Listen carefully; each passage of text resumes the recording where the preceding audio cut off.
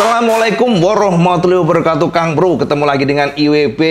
Kita special video ini akan membahas tentang MotoGP Portimao tes kemarin yang ternyata moncrot tenan, Kang Mas. Honda moncrot terpuruk, Yamaha juga terseok-seok. Dan kita bisa simpulkan Jepang akan mendapatkan tantangan luar biasa dari pabrikan Italia. Dan entahlah Cak, saat ini kok MotoGP semakin nyeleneh dan aneh. Sudah seperti Formula One, di mana semua tim saat ini berlomba-lomba meracik aerodinamika yang nyeleneh. Dan kita bisa lihat bagaimana Aprilia pada tes Portimao kemarin juga memperkenalkan beberapa sayap yang unik ya. Ada di swing arm, kemudian juga ada di bagian depannya. Dan ya, di sini kita bisa simpulkan bahwa kompetisi MotoGP bukanlah kompetisi yang bisa kita aplikasi pada motor mass production karena cukup aneh dan nyeleneh, Kang Mas. Tapi ya gimana, masalahnya regulasi juga memperbolehkan dan bisa kita simpulkan bahwa saat ini pabrikan Jepang memang tertinggal dibandingkan dengan pabrikan Eropa tentang aerodinamika. Nah, Cak, IWP akan sedikit mengulas pada tes Portimao kemarin detailnya seperti apa yang terjadi dan kenapa Marc Marquez kesulitan. Kenapa Marc Marquez pada setiap putaran dia lebih lambat setengah detik. Itu dikonfirmasi Marc Marquez bahwa motor terbaru ini tidak akan mampu melawan dari Ducati dan juga Aprilia. Akan tetapi ada rasa optimisme dari Alex Rins yang mengatakan bahwa dia menyukai RCV walaupun mungkin masih perlu improve banyak, tapi secara potensi motor ini menurut Alex cukup baik. Di Portimao, Honda juga ngetes plat kopling baru bermaterial karbon dan ternyata justru menjadi buah si malakama, soalnya motor jadi lebih reaktif, lebih brutal. Bahkan pada saat tes start pun Marc Marquez sempat spin dan Marc Marquez juga merasa bahwa ini adalah tantangan yang cukup berat bagi Honda di tahun ini. Nah, kita nanti akan bahas buat sampean pelan-pelan satu persatu, apalagi juga Yamaha saat ini menjadi salah satu pabrikan Jepang yang kita harapkan mampu mendongkrak Ducati. Tapi ternyata Cak, sekelas Fabio pun juga mumet di AC, Kang Mas. Jadi mumet bin puyeng. Fabio mengatakan bahwa masalah terbesar Yamaha sekarang bukan top speed. Jadi sekarang dia udah nggak fokus pada top speed karena menurutnya ada masalah serius yang lebih ekstrim, yakni reaksi motor pada saat menggunakan fresh tire atau ban baru. Itu tidak seperti masa lalu. Menggunakan ban baru, ternyata M1 tidak bisa kencang dan lebih lambat dibandingkan dengan para pabrikan lain. Dan ini akan menjadi buah si malakama atau menjadi bencana bagi Yamaha, mengingat akan ada sprint race yang mana dari awal sudah langsung harus yang namanya menggedor. Akan tetapi pada saat sekarang Yamaha dipusingkan dengan masalah yang misterius, yakni tidak bisa kencang pada saat menggunakan ban baru. Namun kalau menggunakan ban bekas sih oke, Cak. Nah, untuk mengabarkan semuanya, apa saja yang digunakan oleh pabrikan dan bagaimana kita lihat pengetesan dilakukan oleh Honda dan juga Yamaha, termasuk juga Aprilia yang cukup menarik karena ternyata Aprilia memperkenalkan beberapa part yang cukup aneh, Cak ya, termasuk ada beberapa komponen yang akan lebih jabarkan sampai semuanya dan sampai intip saja detailnya berikut ini, Cak. Yang menjadi pusat perhatian pada saat tes di Portimao kemarin adalah dari Aprilia, Cak. Bagaimana kesibukan dari Aprilia, Alex Spargaro yang memang ngetes beberapa komponen dan kita juga cukup surprise karena ternyata komponennya memang revolusioner. Kita coba intip apa yang dites oleh Aprilia berikut ini, Cak. Yang pertama, ini adalah sebuah sayap belakang. Beda dibandingkan dengan Ducati ataupun Honda dan juga Yamaha yang cenderung ya kita perhatikan cenderung sama, maka untuk Aprilia mereka melakukan jalannya sendiri dengan memperkenalkan sebuah sayap seperti ya kita sebut ekor pesawat terbang ya, terintegrasi dengan kamera MotoGP dan informasi dari sekitar pedok. Aprilia menambah downforce ke bagian belakangnya, lebih proper dibandingkan dengan lain-lainnya yang kayak cenderung ya buntut Stegosaurus ya kita sebutnya. Sementara Aprilia ini lebih proper, lebih enak dipandang, tapi secara fungsi informasinya sama, yakni untuk mendapatkan downforce bagian belakang supaya kestabilan braking meningkat. Nah, ini adalah revolusioner lagi yang juga mendapatkan perhatian semua mata para pengamat MotoGP, di mana cukup unik sekali lagi swing armnya, Kang Mas. Jadi beda dibandingkan dengan para tim lainnya yang mana mereka cenderung otak-atik di area casing bodinya. Akan tetapi Aprilia ngetes part ini, komponen ini jadi semacam kayak sayap ya ke bawah posisinya, dan informasi dari sekitar pedok bahwa Aprilia berharap mereka akan mendapatkan kestabilan braking. Sebenarnya fungsinya sama dengan yang atas tadi, akan tetapi Aprilia lebih lagi fokus di bagian bawahnya. Jadi ke atas di bagian buritan tadi sudah dibantu dengan semacam sayap, maka di bawahnya juga demikian. Dan sejauh ini memang belum ada konfirmasi apakah dari pihak Vinyales ataupun Alex Spargaro puas dengan part atau komponen aero ini. Yang jelas ini adalah sebuah gebrakan tentu saja menarik bagi kita untuk memantau seperti apa perkembangan dari perangkat terbaru Aprilia ini yang cukup revolusioner, dan ya ini adalah semacam inovasi sih Cak kalau kita perhatikan. Tidak hanya ini Cak, ternyata Aprilia juga ngetes aero lainnya di bagian depan. Nah ini dia Kang Mas, jadi pada saat tes kemarin sekali lagi Aprilia ternyata selain menggunakan, ya ini sudah jamak ya bagian sayap depan ini atau winglet sebutannya, akan tetapi Aprilia ternyata meracik pula semacam sayap yang posisinya berada pas banget di bagian suspensinya. Jadi dicangkokkan oleh Aprilia di suspensi, kemudian oleh mereka ditarik ke bawah dan seolah-olah ada sayap di bagian sini ya. Jadi selain di bawahnya kemudian ada sayap lagi, dan memang kalau kita perhatikan di bagian depan ini bolong Cak. Kita lihat ya nextnya, yes, jadi kalau kita lihat seperti ini Cak di bagian depannya. Unik banget soalnya tidak pernah ada tim yang meracik sayap di bagian suspensinya. Dicangkokkan oleh Aprilia di suspensi depan ya seperti ini, dan kemudian nongol di bagian bawah. Nah fungsinya apa? Untuk mendapatkan downforce, additional downforce saat masuk tikungan lebih meningkat dibandingkan dengan generasi sebelumnya. Lihat ini Cak, bagaimana setiap jengkal dari downwash duct-nya Aprilia ternyata juga bisa dibuka di sini Cak. Ini cukup menarik ya. Kita juga baru tahu bahwa ternyata bagian downwash duct-nya ini, ya bagian downwash duct bagian bawah ini bisa dibuka sehingga mereka bisa nyetel-nyetel bagian dalamnya. Nah, jadi seolah-olah memang jadi kayak banyak sekali ya sayap-sayap PBB juga bingung ya. Saat ini sepertinya MotoGP sudah digeser seperti Formula One, yang mana semua tim ataupun pabrikan berlomba-lomba meracik aerodinamika yang aneh-aneh. Dan jujur ya, motor atau MotoGP prototipe seperti ini akan sangat sulit diaplikasi pada motor mass production. Sebenarnya seharusnya memang ada regulasi yang mengatur ini Cak. Lihat aja nih bentuknya, ada semacam sayap di sini, kemudian ada sayap lagi di bagian sini.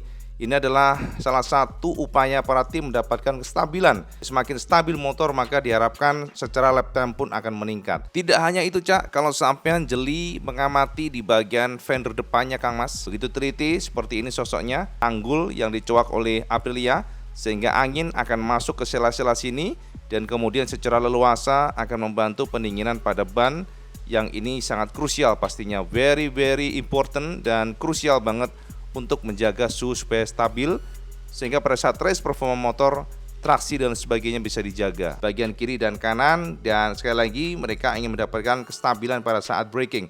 Dan juga di sini kita lihat ada semacam sendok di sini Cak. Nah, kita perhatikan di sini Cak, informasinya untuk membantu cooling system dari bannya. Katanya dari angin ini akan dilempar ke bagian sini, akan membantu pendinginan ban, itu intinya. Nah, ini ada salah satu foto yang cukup menarik. Foto ini adalah konfirmasi bahwa ternyata ada modifikasi ulang oleh Honda. Ini adalah posisi dari tangki untuk sprint race. Jadi memang Honda mendesain ulang tangki khusus untuk menyambut balapan sprint race, di mana semua tim akan mencari lap time terbaik. Putarannya kan lebih sedikit Cak, tangkinya dibuat lebih kecil untuk menekan bobot, dan ini konfirmasi posisi di bagian bawah sini. Di balik sini ada tangki dari BBM-nya untuk RC dari Alex Rins, dan semuanya sepertinya demikian. Kita lihat di sini ya, kita intip gambar lainnya. Nah, kalau dibuka seperti ini Cak. Jadi posisi tangkinya di bagian dalam sini. Nah, teman-teman pasti komen ya. Teman-teman pasti yang mungkin sudah tahu nggak apa-apa, tapi yang belum tahu bahwa memang tangki MotoGP itu tidak di bagian depan, tapi memang posisi tangki itu di area tengah sini Cak. Bagian tengah atau center dari sasis.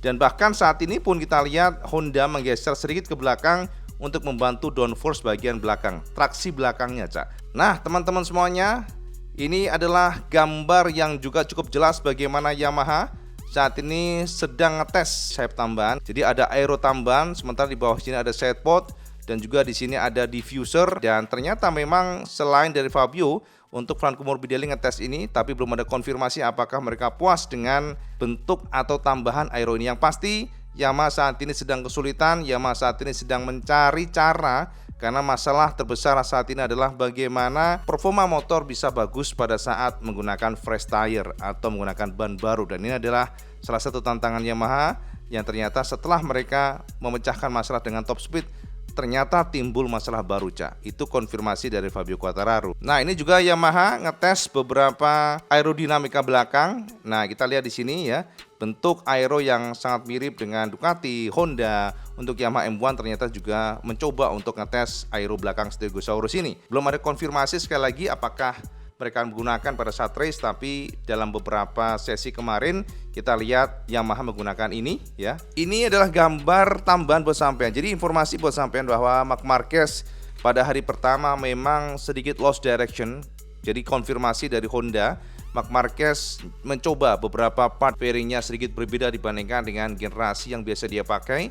Lihat nih, jadi ada tambahan karbon di sini yang lebih panjang. Jadi Honda ingin mendapatkan konfirmasi apakah dari sisi aerodinamika mereka sudah bagus. Dan kita belum tahu bagaimana konfirmasi Marc Marquez, tetapi Marc banyak mengeluh pada kondisi di mana ternyata motor bukannya kencang tapi lebih lambat dibandingkan dengan prediksinya. Tidak hanya itu, Cak, Ducati ternyata juga jajal triple clamp baru, triple clamp yang lebih besar ukurannya. Jadi belum ada informasi apapun, akan tetapi sepertinya Ducati ingin mendapatkan kestabilan ya. Jadi kalau kita lihat memang triple clampnya ukurannya jumbo banget. Sejauh ini Pecco sudah puas dengan paket yang diberikan di tahun 2023, di mana konfirmasi dari Pecco bahwa Ducati yang baru memiliki top speed yang tinggi, akan tetapi lebih terprediksi, sehingga dia sangat happy dengan itu. Nah, ini Ducati juga menggunakan sensor tire ya. Kita lihat di sini, Cak ya. Ini Saman pasti bingung, ini apa nih? Ini adalah sensor ban.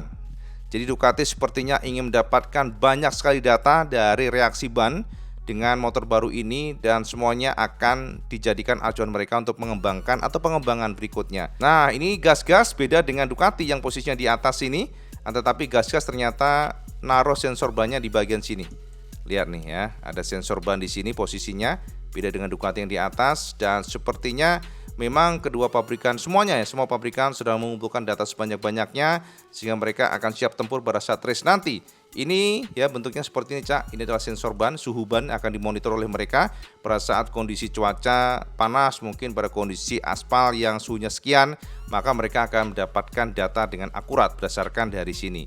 Ya, semuanya akan diolah pada data telemetri yang nantinya akan dijadikan acuan oleh mereka untuk pengembangan seperti apa seharusnya motor nantinya. Gendeng tenaga, canggih Kang Mas. Seperti yang sampean tahu sebelumnya, Honda RC menggunakan dry clutch yang besi atau titanium. Sementara pada generasi 2023 ternyata Honda memperkenalkan model karbon, bahannya karbon. Jadi diharapkan oleh Honda dengan karbon ini maka kitiran dari kampas koplingnya lebih enteng, lebih ringan. Akan tetapi ternyata pada saat dites oleh Marc Marquez, plat kopling ini membuat reaksi motor jadi lebih beringas. Makanya pada saat dites kemarin, Marc Marquez mengeluhkan bahwa motor termasuk liar pada saat low RPM, pada saat akselerasi, sehingga pada saat start pun ternyata ban menjadi slip akibat overpower. Jadi ini Honda sedang ngetes dry clutch berasal atau bermaterial dari karbon ya. Jadi ini memang inovasi-inovasi yang luar biasa, termasuk juga bagian sasisnya berbeda, Cak. Sasisnya saya memperhatikan sini, sasis-sasisnya serupa tapi tak sama.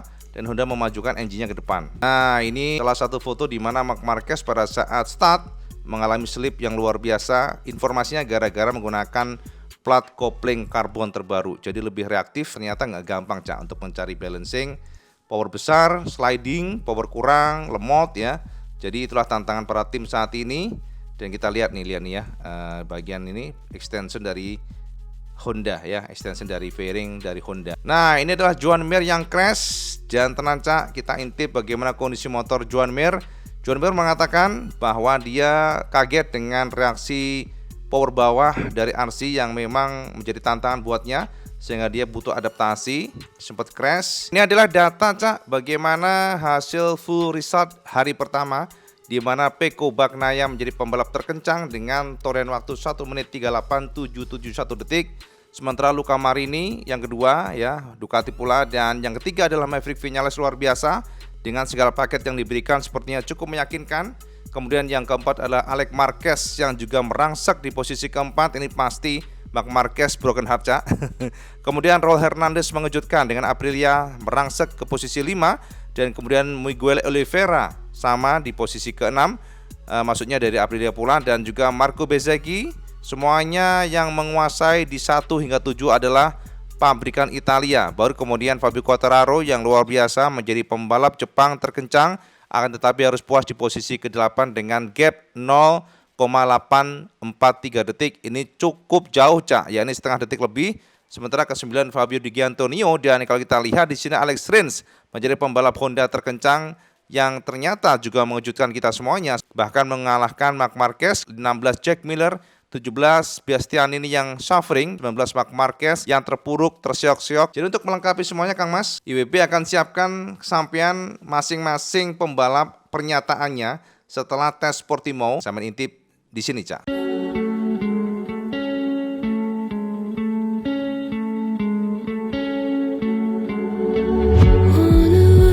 To circle the other, as you go you remain a stranger to me, to you, but our pieces left uncovered. I'm thinking about four-leaf clovers. I've got composure, silver coin. You hold me, turn me over. I never expect to forget about it. Watch as the breeze burns gold and smoke that you've stolen. Feels like it's my fortune that you're folding.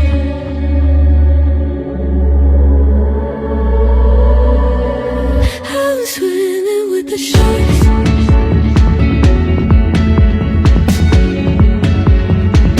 I'm swimming with the sharks.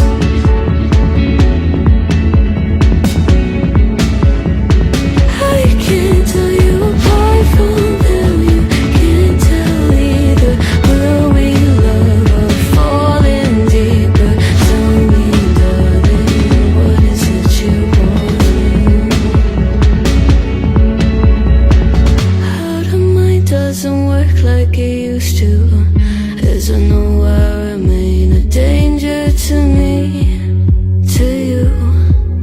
Going altered by the moment, dear, and there's a days turn idle, sweet on survival. I'm on fire, waiting your arrival. I never expect to be saying about it. All you could ask for never made its way into your eyes. Nah, Kang Mas, wis padang jinglang ya, udah jelas ya. Jadi kita bisa simpulkan, Cak, di Portimao hari pertama Honda masih kesulitan, Honda masih mencari titik balance terbaiknya.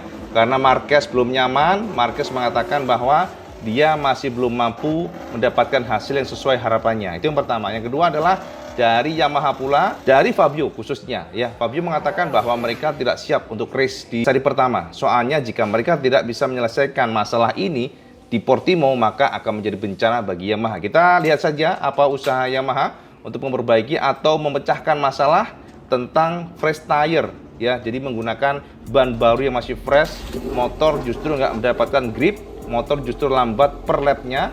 Akan tetapi mereka akan getting better kalau sudah di atas 10 lap, tentu ini akan menjadi bencana. Sementara Aprilia sudah kelihatan banget, menggedor banget ya. Jadi hanya Aprilia yang bisa menggedor dominasi Ducati. Jadi WB nggak akan banyak ngomong mengenai Ducati ataupun Aprilia. Kalau gas-gas dan juga KTM memang mereka sangat fokus pada stability braking dan juga keluar tikungan. Ini sama dengan Honda sebenarnya. Honda ini problemnya adalah mereka tidak bisa keluar tikungan dengan cepat, dan saat ini justru yang menjadi masalah agility. Jadi Honda kurang lincah pada saat melibas tikungan sempit. Itu konfirmasi dari Joan Mir, sehingga dia harus berusaha adaptasi dengan karakter Honda ini. Walaupun secara engine memang meledak-ledak, kalau Honda ini connection antara gas dan juga power delivery.